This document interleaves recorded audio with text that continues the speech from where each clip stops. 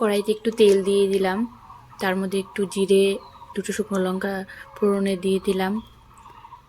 তারপরে তেলটা একটু গরম হয়ে গেলে তার মধ্যে দিয়ে দেবো কেটে রাখা বেগুন, আলু আর পুঁইয়ের ডাঁটা। পুঁইয়ের ডাঁটাগুলো ভালোভাবে নাড়াচাড়া করে একটু ভেজে নেব। তার মধ্যে অ্যাড করব লবণ, হলুদ, জিরের গুঁড়ো,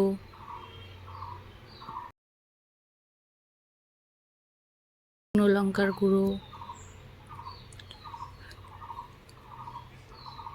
তারপরে এটাকে ভালোভাবে কষিয়ে নিয়ে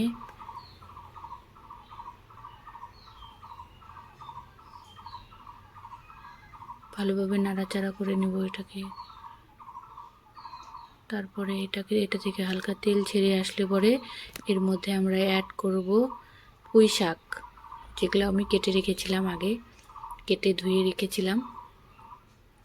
তারপর এটাকে ভালোভাবে নাড়াচাড়া করে ঢেকে দেব।